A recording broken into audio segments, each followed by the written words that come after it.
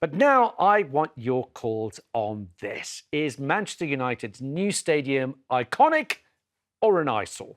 027 862 2222 is the number that you need to tell us what you think. Now, the club has confirmed plans to build a new stadium in the Old Trafford area that will take 100,000 people, making it the biggest stadium in the UK. Let's have a look at the ad that was released yesterday. Look at that. Huge. Those towers apparently are going to be visible for 25 miles away, those three towers.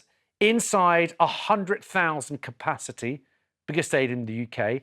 And you've got this sort of cover tent, which is going to be collecting water that can be used for the facility and also collecting energy, solar energy as well. I love that. Futuristic, multi-purpose. Reminds me a little bit of a cross between Changi Airport in Singapore, if you've ever been there, because they've got that kind of weird lattice tent-like roof, and the Olympic Stadium in Munich, which at the time people said it was horrible. You know, the Allianz Arena, yeah. That's right. Well, I call it Olympiastadion, the Olympic Stadium in Munich. And 50 years on, people say, wow, what a marvel. I think we will say the same thing about the Man United Stadium, New Trafford as opposed to Old Trafford. If you've been there, it's kind of crumbling, it's old. It's the theatre of dreams, although recently on the pitch, the theatre of nightmares. Yeah. As a fellow Man United fan, you can share my pain on that. I can share your pain, yeah. Dawn's going to set us straight. Speaking as the West Ham in the Man United sandwich here. It's the Disneyfication of the beautiful game. I'm sorry. That looks like Billy Smart's circus. It is absolutely hideous. It looks like the illegitimate pairing of Disneyland and Dubai. It's just horrible. It's not football. It does have a sort of a circus tent Yes. feel to it. Look, it's designed by Sir Norman Foster, who we should say is also a Mancunian. The way it's going to be, they think they can have it built in 5 years. £2 billion it's going to cost. Man United are £2 billion in debt. 1 Where's the billion. money coming Just from? a mere billion. Just a mere billion. But what's a billion between friends? With 100,000 capacity. Yeah, but they're literally counting paper clips. They have. And saving money on sellotape. That's a lot of paper clips. They've stopped lunches for this stuff. I know. I mean, that feels terrible because there are people who've worked there for 20, people are 30, losing their or jobs. 40 years. I mean, that bit sticks in the craw. And the elevated price, for fans, it's getting higher and higher. But look, for those knocking this, and a lot of people have been knocking it, yeah, OK, a Liverpool friend of mine was saying it looks like a circus, which is fit for United because it's full of clowns. Oh, I know.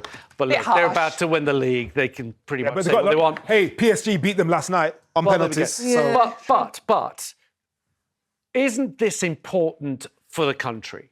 I mean, the big projects that we need, the big projects that, things that are, can actually leave a mark on the world. Build, baby, build. Build, baby, build. Yes. But it's a prefab.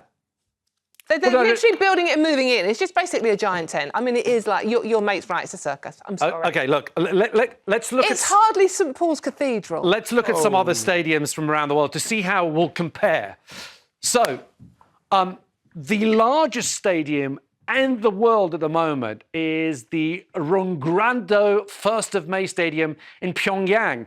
It has the capacity of 114,000, and it is home to North Korean's women's football team. And look at it, that's got an interesting sort of tent design there. Next up, we've got Michigan Stadium. This is nicknamed the Big House, which takes 107,601, that lucky one person. It was built in 1927, and it's the home of the University of Michigan's football team. I think they're called the Spartans. American football, huge sport in the US, of course.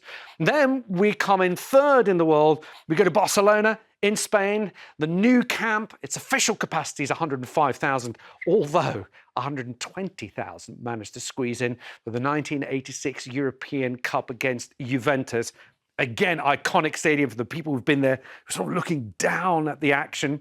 Now, number 4, we move to Ohio Stadium, the home to Ohio State University. Again, big football team. I mean, this is not even an NFL team. This is a state football team. Capacity 102,780. A huge place. And then it would be the new Trafford or the new Old Trafford in Manchester. It would come in 5th when it's built with a capacity of 100,000, followed by Wembley. elsewhere in the UK, Wembley Stadium in London comes in 8th position, actually, which is the capacity of 90,000. Although, we should say that Adele managed to squeeze in 98,000 in 2017 from all the people stood on the pitch. Now, let's take some of your calls here. We've got Steve who's got in touch in Manchester. Steve, go on. Are you glad to see this being built in Manchester? No. Oh. Are you a City fan?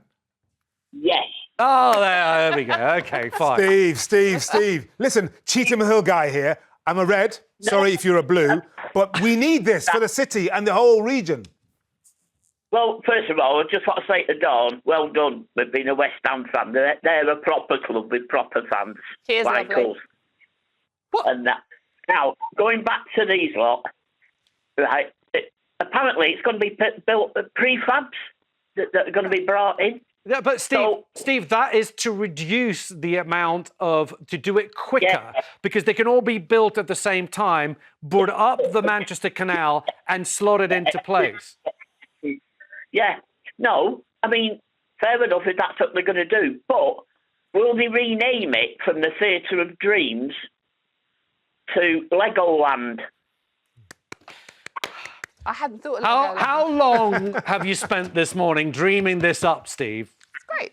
About it. Steve, your Theatre of Dreams used to be called Main Road. What is it now? The Etihad, is it?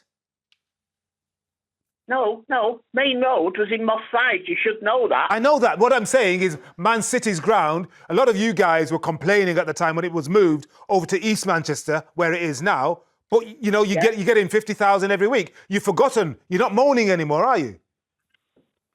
Well, you ask any old City fan and we'd still prefer to be at Main Road. Yeah. Yeah, but you were losing and you were down there, you got relegated, etc. You know, during the days of Dennis Stewart. I'd be careful if Asa I were you. Hartford. No, but I know Manchester like he knows Manchester. I know his club. Okay. Before I'm gonna step in before we get into a football chat. We're talking about the building. Steve, thank you for your call. I appreciate that as a City fan. Perhaps he's not the most excited about it. But let's speak to Pete in Sheffield. Pete, do you think this is going to be an eyesore? Do you think Manchester needs this? Well, to tell the truth, I think it's an eyesore now, to be quite frank with you.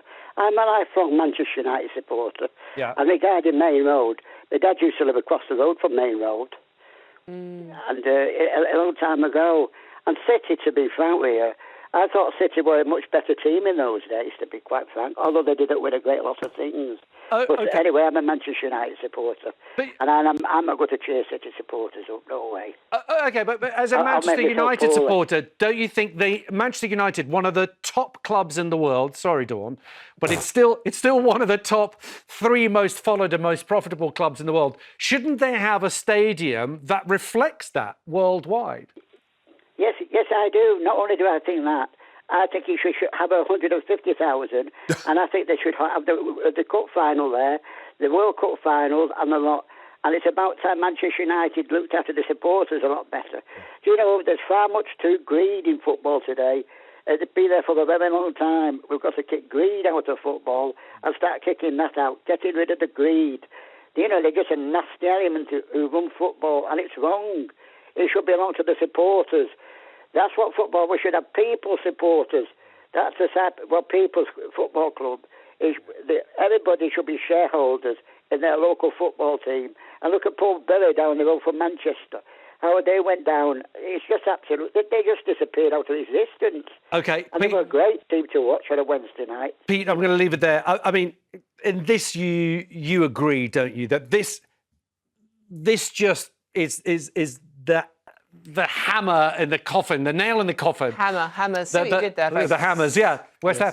But it just sort of shows that football is a massive business now. It's too big. And speaking of someone that's gone through this experience, we lost Upton Park at West Ham's old ground. We now have the Olympic Stadium, which is horrific. It's not a football ground. There's no atmosphere. It's not built for that. It's not. And it's ridiculously expensive. You've got VIP, you've got VVIP, and you're paying £8 for a pint. It's not football anymore.